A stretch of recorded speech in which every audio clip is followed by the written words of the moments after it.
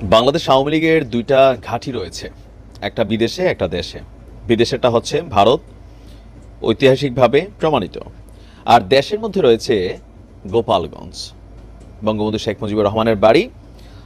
গোপালগঞ্জে এখন পর্যন্ত বাংলাদেশ আওয়ামী লীগ কি পরিমাণ শক্তিশালী, গোপালগঞ্জে এখন পর্যন্ত অলিতে গলিতে যেই সুর ওঠে জয় বাংলা, গোপালগঞ্জের অলিতে গলিতে এখনো ঝাঁপাই পড়ে পাবলিক আওয়ামী লীগের পক্ষে। আজকে যে ঘটনা আমরা দেখলাম, গত 6 মাসের মধ্যে নতুন ইতিহাস তৈরি করছে গোপালগঞ্জের আওয়ামী লীগের সমর্থকরা।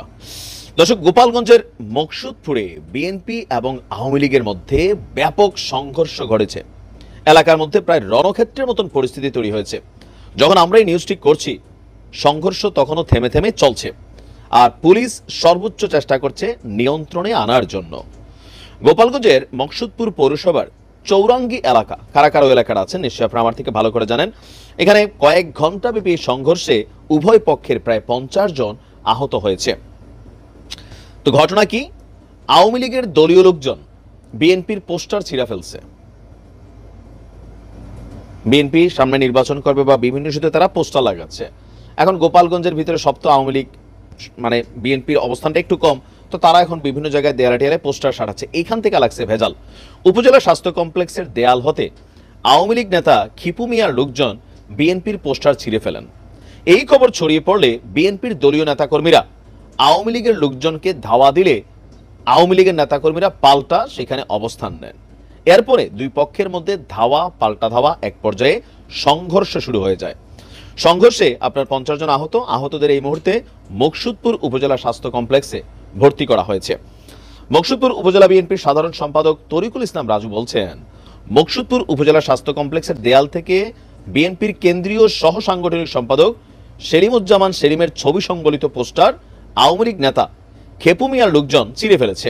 আর এই ঘটনাকে কেন্দ্র করেই দুই পক্ষের মধ্যে ধাওয়া পাল্টা ধাওয়া, সংঘর্ষের ঘটনা ঘটেছে, আর পুলিশ সংঘর্ষ নিয়ন্ত্রণের চেষ্টা করছে। এই হচ্ছে গোপালগঞ্জের অবস্থান। তবে সম্ভবত গতকালকে নাকি আজকে সার্জিস সেখানে আপনার জুলাই আগস্টের যেই ঘটনা, যে প্রোক্লেমেশন অফ জুলাই চাচ্ছেন, সেটা নিয়ে তিনি লিফলেটও বিতরণ করছেন এবং গোপালগঞ্জ থেকে তিনি নতুন করে আবার রাজনীতিটাকে, সিন্ডিকেটটাকে ভেঙে দিয়ে নতুন করে আবার সেখানে রাজনীতি দেখতে চাচ্ছেন, নতুন রাজনৈতিক বন্দোবস্ত। এখানে যেটা ফোকাসেবল ইস্যু, যে সারা বাংলাদেশের বিভিন্ন জায়গায় যখন ধরেন মানে আওয়ামী লীগের নেতাকর্মীরা বিএনপির হাতে কোণঠাসা, প্রশাসন থেকে শুরু করে সব জায়গায়, লোকাল এলাকা বা আওয়ামী লীগ যে জায়গাগুলোতে এতদিন দখলদারিত্ব করে খাইছে, অথবা বিভিন্ন জায়গা সরকারি বেসরকারি নিজেদের দখলে রাখছে, সেগুলো এখন বিএনপির হাতে চলে গেছে। তবে কিছু কিছু জায়গায় এখনো আওয়ামী লীগ অনেকটা শক্তিশালী। আর বলা হয় থেকে গোপালগঞ্জের মাটিটাও নাকি আওয়ামী লীগের ঘাঁটি, এরকম শব্দ বিভিন্ন সময় তারা বলে।